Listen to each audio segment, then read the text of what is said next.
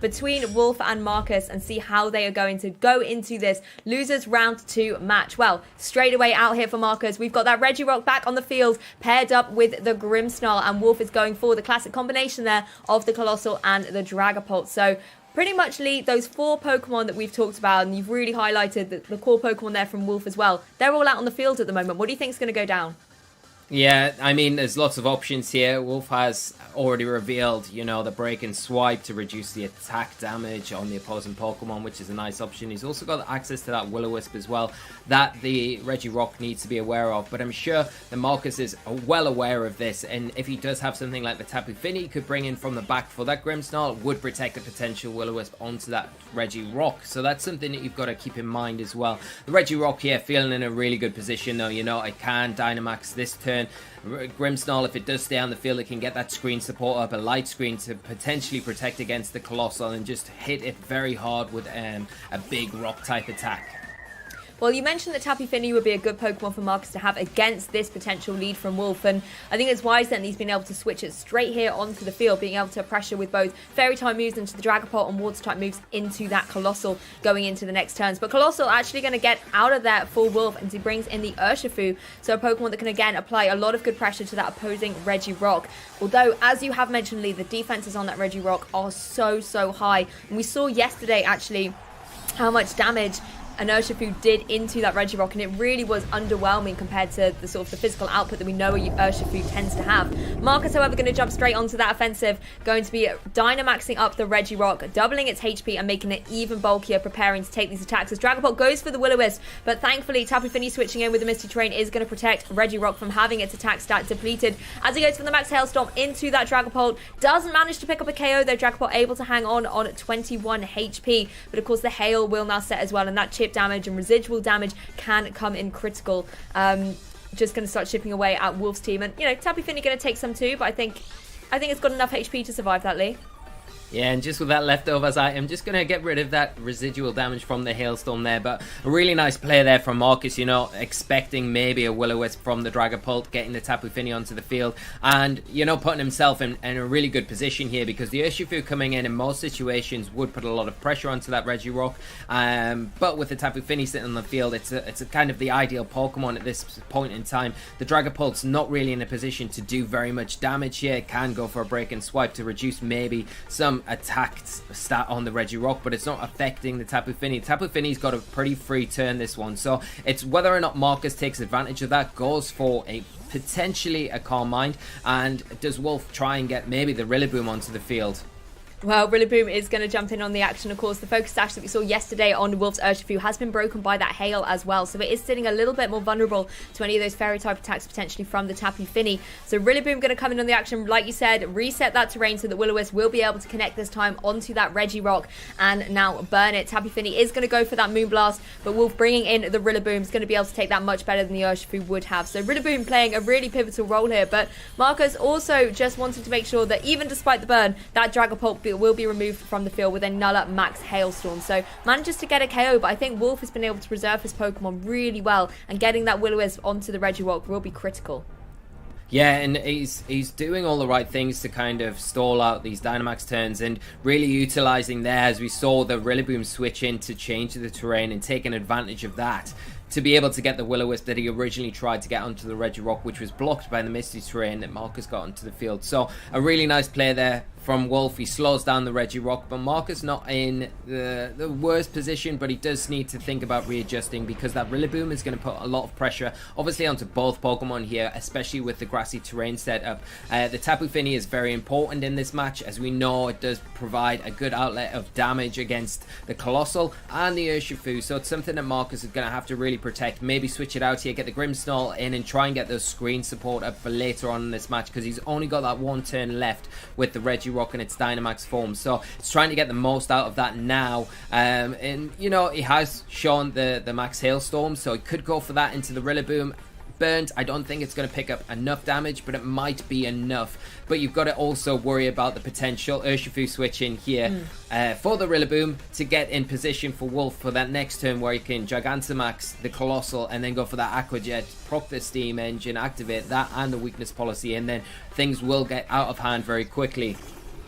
That's the thing, the Colossal as well is sitting in a really relatively okay position. Even if Wolfe wanted to maybe kind of Dynamax it up, a Muddy Water from that Tapu Fini isn't going to worry it too much, and it would get all the activations. But instead, just going to go for that Protect as Rillaboom decides to switch things up, go for that U-turn, getting that little bit of chip damage onto the opposing Regirock as it returns to its Pokeball to allow Wolfe to be able to pivot back in with, like you said, possibly that Urshifu, so that Colossal is now sitting really pretty ready to be activated going into this next turn. Regirock going to go for that Max Knuckle though, going to try and regain some of the attack stat that it's lost from that burn, but as you can see, Urshifu going to be able to take that really well. Of course, the attack stat going to be boosting up both the Grimmsnarl and the Regirock, but Regirock is now going to be out of all of its max turns as well, so it doesn't have the utility of that kind of extra punch to be able to deal extra damage. And I would be very worried if I was Markus right now to see the Colossal and Urshifu standing side by side.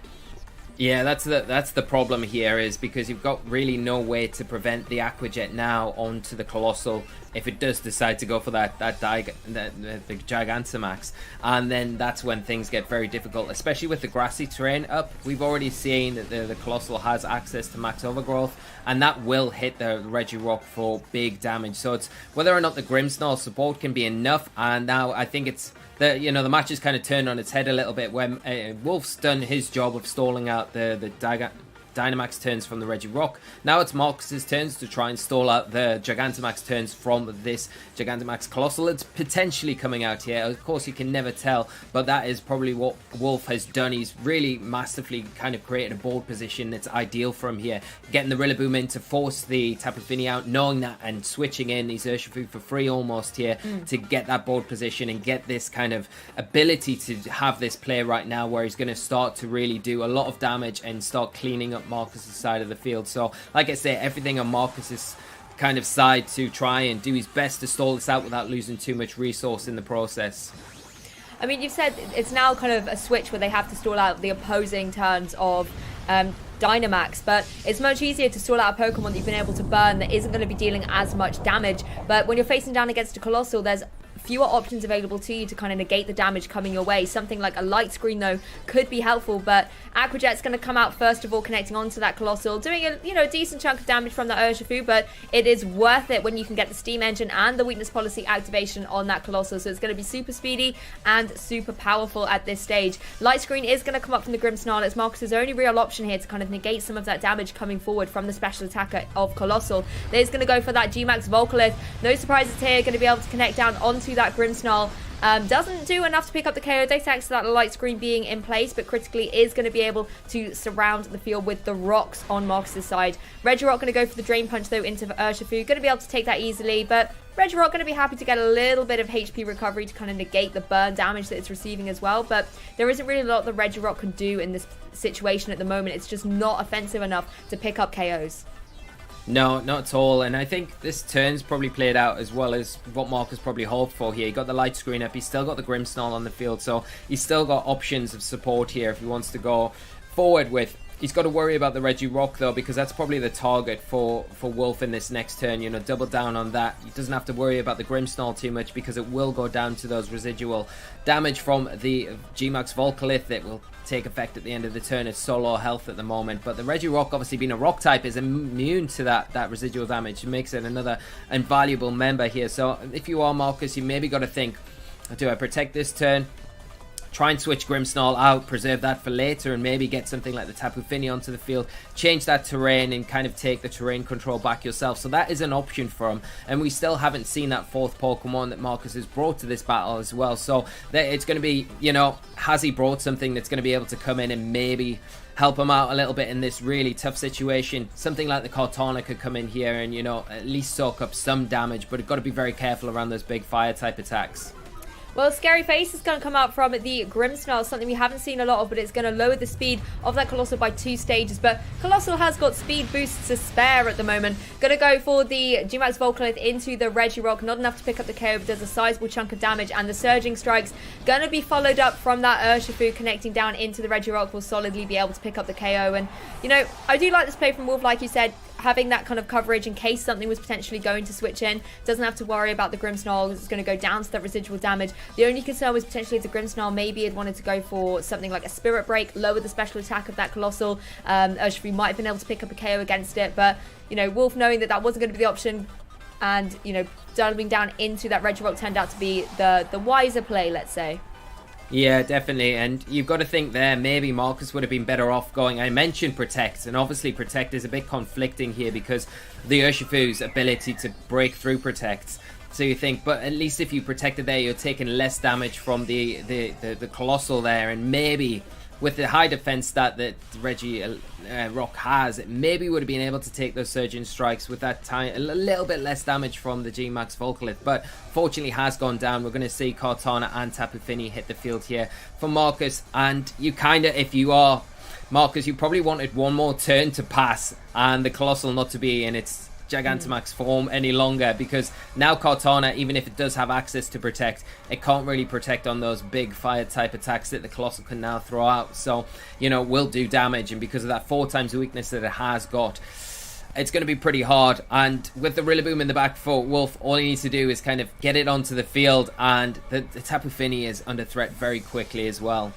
Yeah, Wolfe just has the type utility here to apply a lot of pressure. Like you mentioned, Lee, those max flares going into the Kartana will not be appreciated in the slightest by the steel and grass type Pokemon. And Pokemon like Rillaboom that's just joined the field here, setting that grassy terrain once again, is going to be able to deal very swiftly with that Tapu Fini. Colossal going to go for that max flare, targeting down straightway into that Kartana. Huge damage, and of course this is going to be setting up the Sun as well. You know, Kartana, there's no focus sash on there. It's going to be going down straight away, and now that leaves Tapu Fini facing down against the Rillaboom and the Colossal. Even with the Muddy Water in the Sun, that's going to be negating some of the damage there, and Colossal in the Dynamax form is going to be able to take that much better. And, you know, the Steam Engine being reactivated, it took those 2 drops from Scary Face earlier on, and Colossal will be very happy to be back at max speed.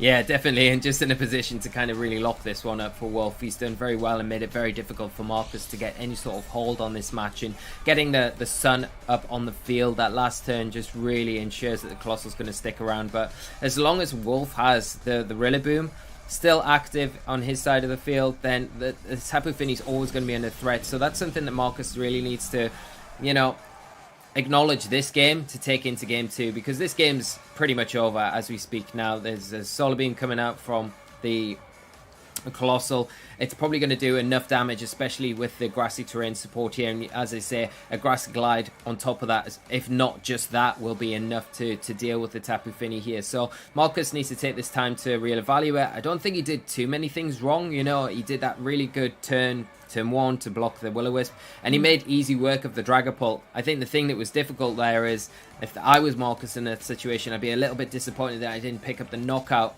on the Dragapult, because you remove that, that's at least a step forward, but you're kind of expending 2 turns to take the Dragapult down in that situation, which makes it very difficult then, because it gets another chance at that Will-O-Wisp like we saw the next turn, which really slows down Regirock and stops it becoming as effective if you kind of want it to be. Exactly. Well, Wolfe going to make an adjustment here. Colossal will be going for that Solar Beam in the Sun, but of course just going to connect down in vain on that Protect of the Tapu Fini. But interesting adjustment as well here from Wolfe. Switched out the Rillaboom and has brought the Urshifu back onto the field here. You know, Rillaboom can just sit in the back if it is even needed to be able to clean up this game here, targeting down super effective damage into that Tapu Fini. But so from Wolf's side, it does allow the Urshifu and Colossal to keep targeting down and doing damage. And Tapu Fini, sure, it has the leftovers here, but it is essentially a 1v3. Yeah, it is. And you know, the one thing that I would say is maybe giving Markus a little bit of an edge here is it's giving Markus a little bit more time by switching out the Rillaboom to ensure maybe later on in this match when the grassy terrain ends that you can get it back up again. But, you know, you're giving Markus a little bit more time to think about this next game. It is over now, but you know, that little bit of extra time might just be enough for him to formulate a game plan going into this next one, which is so imperative at this stage of the tournament. You know, we've already talked about what's on the line here. You know, if we lose at this stage, then you will be, you know, exiting the tournament, unfortunately. So that, you know, any little margin that can give you an advantage, you want to kind of deny your opponent that. But I mean, what a great game to kick us off with today, Lou. Yeah, 100%. And particularly there at the end as well with that Colossal going for the Solar Beam in the grassy terrain as well. It did so much damage into that Tapu Fini and just wrapped up the game really quickly there towards the end. I mean, there were so many amazing turns in that match. And I think you were rightly when you spoke about how Markus had played really well in that first turn 1, switching in the Tapu Fini to set up the terrain so that Regirock was safe from the Will-O-Wisp. And that was a really great play. But Wolfe was able to do the exact same thing on the next turn, bringing in the Rillaboom to reset that terrain and allow the Will-O-Wisp to connect. And I think that's really where things started to go downhill for Markus a little bit. His Regirock was now burnt. It's his Dynamax Pokemon. He can't do anything about that, can't change it once you click that Dynamax button. And unfortunately, it just then wasn't able to utilize those max turns as much as was needed. And I think you're right, not picking up the KO against that Dragapult meant that Regirock was then still going to be in line to take those Will-O-Wisps, which were obviously quite detrimental to Marcus's strategy there. And potentially going into game 2, Markus might want to maybe switch up some of his Pokemon there. We know that he's got the Landorus there, and if maybe the Landorus wants to be the kind of Dynamax Pokemon of choice, going for something like a powerful Max Quake into that Colossal could change things up a little bit. I think that's an incredibly good call there, because I'm just going over in my head the Pokemon that he's got access to, and really the options aren't brilliant. But like you say, the Landorus is a great option to bring here. Makes it a little bit more difficult to have that protection from the Dragapult, so I think that's the key thing that you need to get rid of initially. If you can get rid of the Dragapult, get rid of that Will-O-Wisp threat, then Landorus is kind of free to come in, and it deals with everything that was such a problem for Markus in that game 1. The Colossal, deal well with, especially if it's got the Assault Vest. Deal pretty well with, anyway. Better than most things. And the Rillaboom, the Max Airstream, and the Urshifu, no problem at all. You get one boost up and the Urshifu is not an issue anymore. So Landorus feels like it could be a way out for Markus here, and whether he realizes that and brings that into game 2 is another thing. But I still think the Regirock holds maybe a little bit of a key to this one for Markus. Wolfe is doing really the things we know Wolfe does. He's creating those board positions, by just the Rillaboom switch to the Urshifu was beautiful. He didn't need to switch the Rillaboom out there, but being aware of what the board position he wanted to achieve in that first game there was just masterfully played, and made it very difficult after that for Markus to do very much. So like you say, Lou, fine margins, but I think there are ways for Markus to come back into this one, and I don't know about you, but I can't wait to get in this next one. So if we just jump straight into this game 2 and see how Markus is going to adjust, and also how Wolfe can try and seal this one up. Yes, exactly. Well, it is going to be a slight adjustment here from Markus. Grimmsnarl still out leading the front here, but there is also the Tapu Fini, and that's the perfect Pokemon choice to try and counteract the Dragapult and Colossal lead out here for Wolfe. Having that Fairy type attacks on both these Pokemon here with the Spirit Break and Moonblast as well could really try and remove that Dragapult from play, depending on what Pokemon Markus has in the back. Regirock, Landorus, whichever one it is, it's going to benefit from not having that Will-O-Wisp Pokemon on the field. Yeah, but one of the problems here, as we saw in game 1, was that Wolfe has that free switch into maybe something like the Rillaboom now next to the Dragapult, get rid of the terrain, and then have access to that Will-O-Wisp again. The Dragapult can't be too careless here, though, because, the Tapu Fini can provide a lot of, damage through Moonblast onto that Pokemon, so the Dragapult has to be a little bit careful. But at the same time, Colossal has the opportunity here as well to go for that max move, or even a protect here, expecting Markus to go for the Dynamax with the Tapu Fini, take the attack through the protect, hopefully, or get a light screen up through the Dragapult, and then get that Rillaboom onto the field and utilize that grassy terrain even further. Well, going to be going straight on the offensive here. It is indeed going to be the Gigantamax Colossal. And, again, the Dragapult sitting in a good position here to just go for something like the Surf. It might be sacrificing itself, but getting that early setup on that Colossal can be critical. And this is something we saw Wolfe do yesterday. Had sort of the late Colossal Gigantamax in game 1, and then in game 2 went straight off the bat here, being the powerhouse. And light screen goes up here from both the Dragapult and the Grimmsnarl, actually. So both getting the screen set up, protecting from any special attacks as Tapu Fini goes for that Moonblast, targeting down into the Dragapult. It is enough to actually pick up the solid KO here with that critical hit. Devastating for Wolfe that he loses that Will-O-Wisp setup, but it does now give him the free opportunity to bring in the Urshifu from the back and go for the Aqua Jet on the next turn. But Colossal here, going to go for the G-Max Volcalith into Tapu Fini, does about a third of damage, but critically gets those rocks set up nice and early on in this game too. Yeah, that critical hit there for Markus is huge, because behind the light screen you would expect that the Dragapult to survive that Moonblast. Unfortunately for Wolfe, the critical hit happened, but very fortunate for Markus now, and a really nice turn from there. He's got his screen support up. He's denied, he's not got to worry too much right now about the Colossal with its Steam Engine, with its weakness policy activated. But the next problem is the Urshifu that comes in for Wolfe, and now there is that similar play that we saw in game 1, where he's going to be able to just go for that Aqua Jet, like you've mentioned, Lewin, and get all of those activations stacked up and put this Colossal in a position where it's ready to do some big damage and start picking up those knockouts like we know it can do.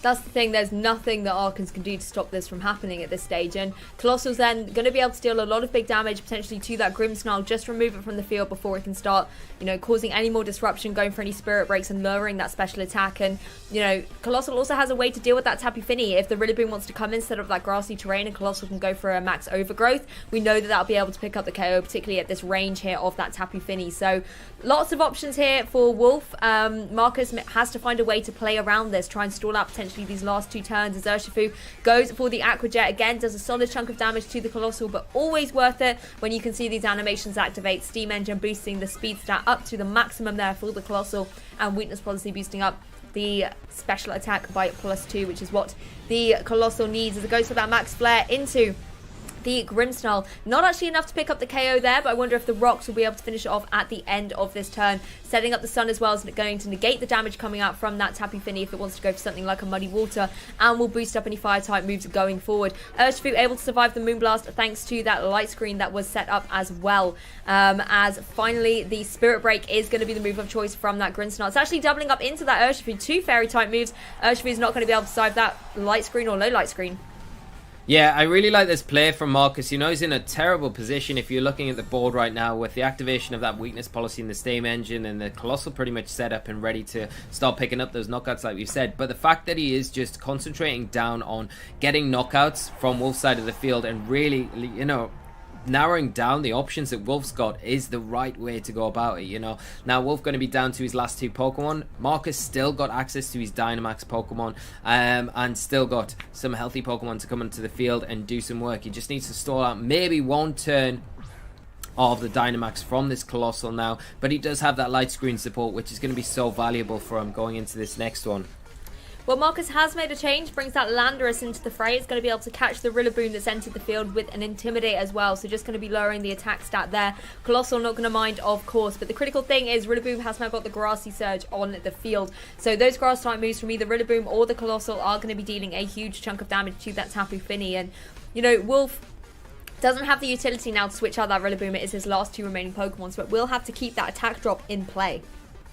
Yeah, but if you are Markus, if there's any chance here where you can get rid of the Rillaboom, then it kind of frees up Tapu Fini to maybe come in the late game. If you can switch it out now, just to whatever you've got. If you preserve that Tapu Fini till the late game, till these Dynamax turns are ended on the Colossal, then you can bring it in and maybe utilize it as a Pokemon with and next to that Landorus. That might be enough to kind of close this one up. So target number 1.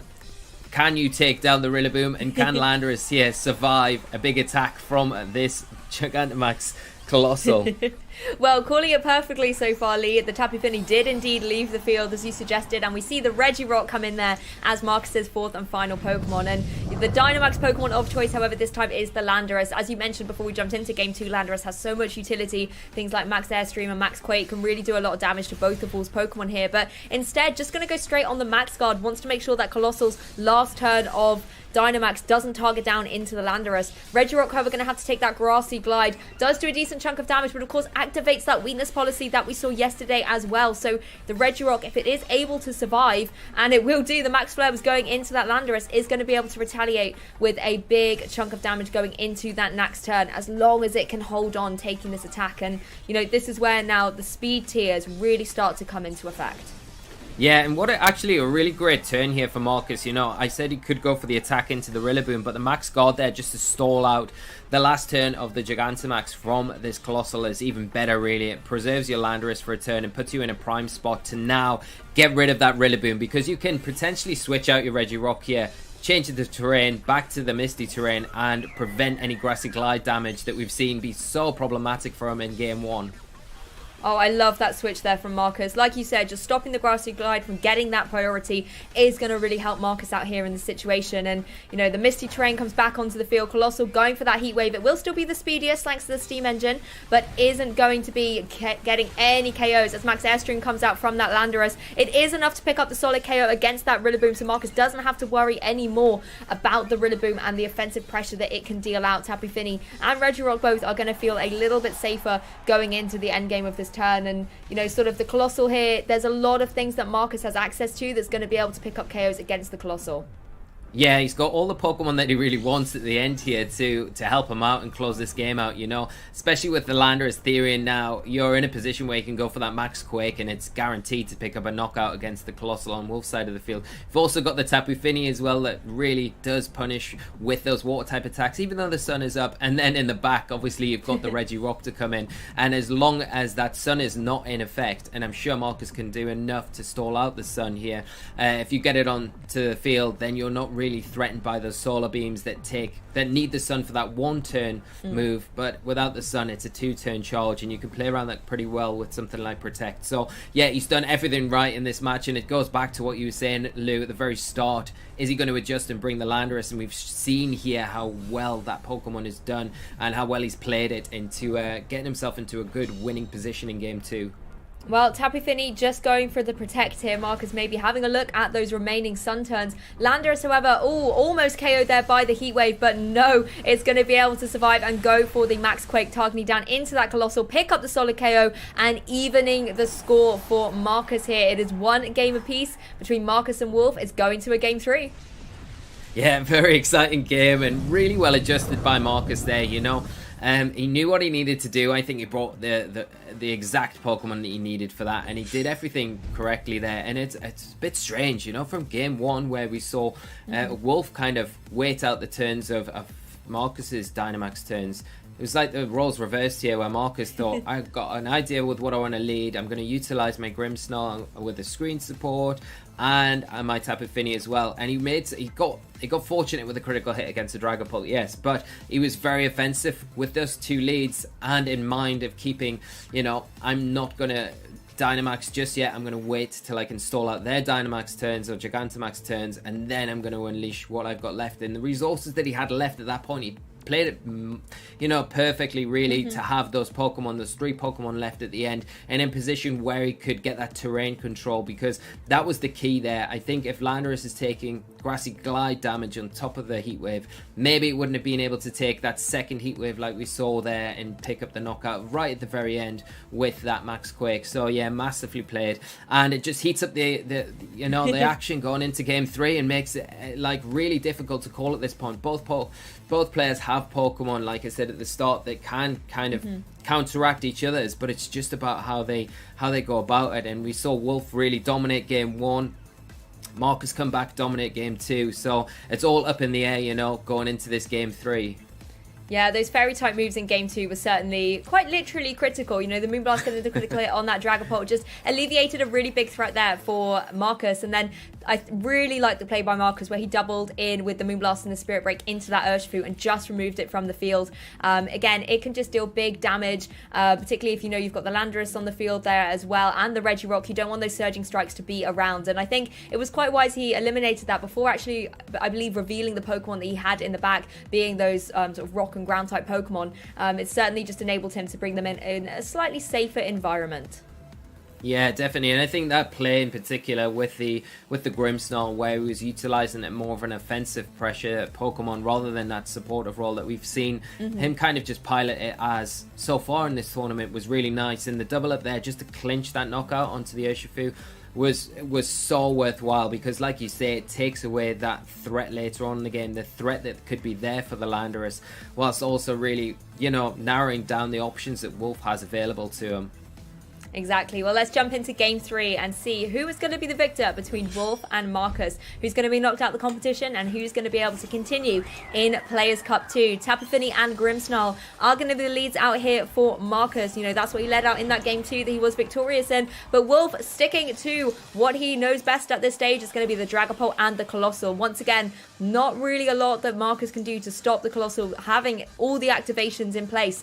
But that Dragapult, if it is able to maybe survive a Moonblast this time, could make for a very different game if things want to play out the same kind of way as game 2. Yeah, I think I'm not really surprised by either lead here. I think Wolfe probably feels he was a little bit unfortunate in game 1, losing the Dragapult the way he did, especially with that light screen support up. In most other situations, he would still be sitting on the field with it and being able to utilize it going into turn 2. Now, I think Markus as well, obviously we saw how well he did in game 1, that last game, game 2. setting the screen support up for the Tapu Fini, and then really concentrating down, rather than concentrating on the Colossal, concentrating on the partnering the Pokemon that are so imperative to the strategy, and setting that Colossal up, because it really does rely on its partners to allow it to really be free and start picking up the momentum that we've seen it do so many times throughout this tournament. Well, speaking of momentum, Wolfe is going to try and swing it in his direction by getting that Colossal into its Gigantamax form here in turn 1. It all depends what he's going to go with for that Dragapult. You know, you still have the option to go for that light screen, just protect your Pokemon up that little bit more, or you could go for the Surf Hit and get the activation straight away onto the Colossal. That's exactly what Dragapult has gone for on this occasion. Going to be doing a tiny bit of chip to both of Markus's Pokemon, but the critical thing here is to get the Steam Engine and the Weakness Policy activated on that Colossal, so it can go for that G-Max Volcalith in turn 1, set up the rocks, but also deal some really big damage to one of the opposing Pokemon. Is going for that G-Max Volcalith, doesn't want to change the weather at this stage, targeting down into that Tapu Fini. Oh, is that a one-hit KO, Lee? Looks like it has taken the Tapu... has it taken it down? It's very close. Yeah, it's taken the Tapu Fini down. It does go down. That's a huge knockout here for Wolfe, as he is probably in was going for the double up into the Dragapult here, just suspecting maybe the same turn play out as in game 2 there, where the light screen was set up and he thought, well, this is an opportunity where I can potentially take down the Dragapult. I don't feel like the Colossal's going to get set up, and Wolfe reading right into that and removing probably one of the biggest threats to him right now, and something that Markus really would have liked to have been able to take advantage of. Yeah, I think vengeance has been served for that critical hit of Game 2. Dragapult able to survive as well. As you mentioned earlier, Lee, you know, Grimmsnarl not known as the most offensive of Pokemon. It does have access to that Spirit Break, but it's not always trained to be able to deal as much damage with that particular move. So Dragapult able to survive much more than it would have if it was something like a Moonblast from that Tapu Fini. Yeah, and now the Dragapult in a little bit of an awkward position, because normally you'd want to be able to Will-O-Wisp that Regirock like we saw in Game 1, but to do that you're going to have to sacrifice the Gigantamax Colossal that's just set up, so that makes no sense. So you're not really got access to that Will-O-Wisp right now, especially with the Misty Terrain active on the field. The Regirock's in a great position, and you don't want to hit it with any super effective moves, so you got to be very careful, but Wolfe does have the play where he could potentially switch it in the Rillaboom and then go for that G-Max Overgrowth into the Regirock, and it might be enough on the boosted special attack that it's got to pick up the knockout, especially if we don't see a Dynamax here. Well, Wolfe has done the first part of your prediction there, switching in the Rillaboom and bringing the Grassy Terrain to the field. And no Dynamax either. The light screen, however, is going to go up from that Grimmsnarl, just protecting from any special type moves. As Colossal goes for the G-Max Volcalith, however, so not making use of the Grassy Terrain here, just wants to try and pick up the Solid KO against that Grimmsnarl and remove it from the field so it cannot go for any more screens in the future. The Regirock able to move, though, and going for a Curse. Not something we have seen as of yet here, Lee. No, not at all, and that will boost its attack and its defense stat, but it will lower its speed by one stage, but making it a lot more of a difficult Pokemon to deal with, and especially after Grimmsnarl has just got that light screen support, making it able to take those special attack moves a little bit better. But facing down against two potential grass threats is a little bit daunting, to say the least, but he is able to get the Landorus onto the field now, get an Intimidate off onto the Rillaboom, which is useful, and he does have the option now to go for either Pokemon, the Regirock or the Landorus, as the max Pokemon here, so both giving good options against what's in front of him. So the match not over, but Wolfe doing all the right things early on, and he's whittled Markus down to his last two Pokemon here, but still got the Dynamax in the bag, so still a lot that can happen in these next few turns. Yeah, it does still give Markus the flexibility to, like you said, lead Dynamax either the Regirock or the Landorus. With the Regirock having that attack and defense boost as well, that could be really helpful. You know, having your HP doubled as well, it's going to give you a lot of longevity and pressure out there on the field. But Landorus having sort of the utility options that it has with something like a Max Airstream could be really helpful against that Rillaboom. But, you know, we've also seen that Regirock have sort of access to the Max Hellstorm as well. That's something that the Rillaboom doesn't want to take, particularly at a +1 on that Regirock. And Markus is deciding this is the opportunity to go for that Dynamax, but instead it is going to be the Landorus, maybe wanting to go for something like the Max Airstream. That would of course negate the speed drop as well that the Regirock has taken due to that curse and put it right back up down to neutral. Colossal is going to go for the G-Max Volcalith, however, so still not utilising any of these overgrowths, does not want to accidentally activate that weakness policy on the opposing Regirock. Landorus is going to be able to take that and goes for the Max Airstream into the Rillaboom and picks up the solid KO against it. We saw in the previous game how much damage that can deal, and it is still not disappointing here in Game 3. The speed will be increased on both these Pokemon as well. Landorus now at +1 and the Regirock at neutral.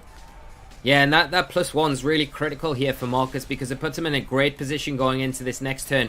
If that Dragapult comes out onto the field, it's going to be able to get rid of it before it starts throwing out those Will-O-Wisps. It could be so threatening to both these physical attackers here. And we've just seen how powerful the Regirock's attack is onto the Colossal. But as you know, that Wolfe's normal selection here that he's brought to every game previously in this set is that Urshifu.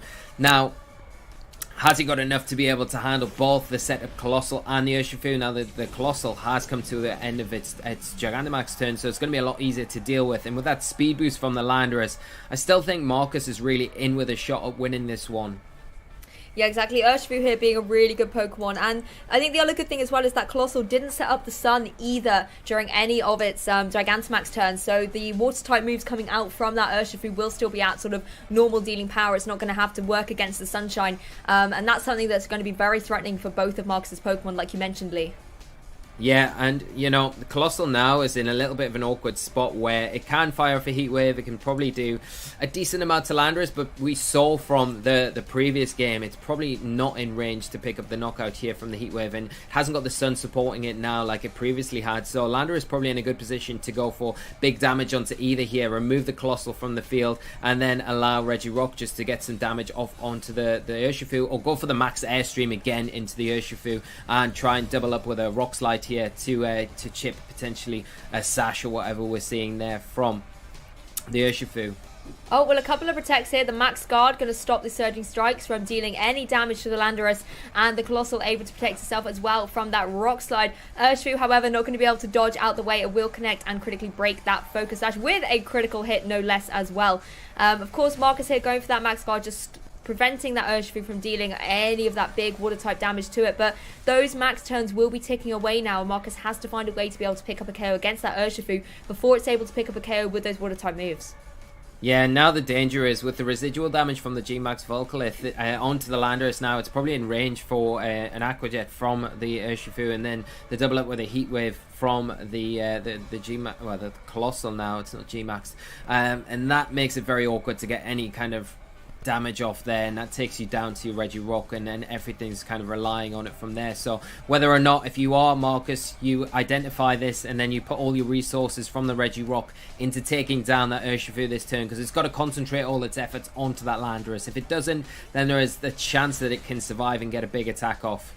Oh, well, Aquajet does connect, but it doesn't manage to pick up the KO. Colossal is, however, able to connect that Heat Wave, which will do the last remaining damage on that Landorus, while also getting a burn on that Regirock. Poor Regirock getting burned left, right, and centre in this set between Markus and Wolfe. But, I mean, you can see now why Markus really did go for that Max Guard in the previous turn. That kind of combination would have been enough to pick up the KO at the HP it was at. Rock Slide going to connect back down onto that Regirock. Not going to be able to pick up any KOs, however. And, you know, just unfortunate there for Markus that the Colossal on Wolfe's side was protecting on that Max Guard turn, because Regirock, if it was able to connect that Rock Slide, would have been able to pick up the KO against it. The Heat Wave then wouldn't have gone off here and connected onto the opposing Landorus. So just unfortunate there for Markus getting that burn as well. Yeah, really unfortunate. The burn here has really hindered any ability to pick up the knockouts that he needs, you know. And without the burn there, you take down the Colossal, and then you're just looking at the Urshifu Dragapult. You still have to contend with Will-O-Wisp when it comes back onto the field, so you're looking probably like you're going to get burned regardless. But, you know, like I said, if you kind of concentrate down more on the Urshifu on that last turn, I think that would have been maybe the way to go. You're revealing the Drain Punch. But obviously you cannot predict this game and the burn coming out. There is always a chance when you're firing off these fire type attacks, but it's kind of really just sealed this one up, and all Wolfe needs to do now is just get himself into a position where he can get decent consistent damage off onto this Regirock, because it's still got a curse up under its belt, but the critical hits are going to ignore that from the Surgeon Strike, and maybe between that and another Heat Wave it's going to be enough to deal with it. Exactly, Wolfe kind of has all the utility he needs at this stage. The Surging Strikes from that Urshifu, but also you can see the switch coming in here. You can have Urshifu in the back for later to deal with the water-type moves if needed, but Dragapult here going to come out onto the field as Colossal goes for the Heat Wave. Targeting down into it does a decent amount of damage. Of course, it's not very effective here, and you know, it can't get the burn. It's already got the burn, but the Drain Punch there going into the Dragapult, a really nice switch there from Wolfe, just preserving that Urshifu in the back, as it is the Pokemon that is certainly going to be needed to wrap this game up. Yeah, and really punishing that player there, you know. It's very difficult when you're trying to restore your health through a move like Drain Punch and make sure that you've got that longevity sticking around on the field. But when there's a Ghost type in the back, like we've just seen, and Wolfe bring that in, it gives you the free switch in, and now he's got access to that breaking swipe that we've seen on the Dragapult, which is going to just, you know, even further decrease the attack stat of Regirock and make it really even more ineffective. And that you can see the damage that the Colossal's doing at the minute with these heat waves. It is quite sizable, and the light screen is going to wear off very soon, so it will start to stack up a little bit more here. Yeah, and Dragapult going to reduce that attack stat even further, going for the breaking swipe here. Of course, actually, no, wait, the clear body, of course, on the Regirock going to stop any of those drops from coming into effect. Regirock going to be going for the rock slide. Does manage to pick up the KO against that Colossal, though, so Markus will be delighted to see it removed from the field if it is the small bit of victory he can get from this game. Yeah, very well pointed out, Lou, and reminded me about the clear body ability on the Regirock there, negating any of those breaking swipe drops. But at this point, I feel like, you know, there's not really much hope for it with the Urshifu coming back onto the field. It does have access to Surgeon Strikes, and it probably will be enough just by itself to pick up the knockout onto this Regirock and seal the victory for Wolfe in what has been an incredibly intense game for our viewers to kick off with today. Yeah, there's been a lot of momentum changes through all three of these games. Urshifu going to be able to land the final blow, though, with one of the potential 3 Surging Strikes there, pick up the KO against the Regirock, and seal the set up for Wolfe, who will be continuing in Players' Cup 2. So huge congratulations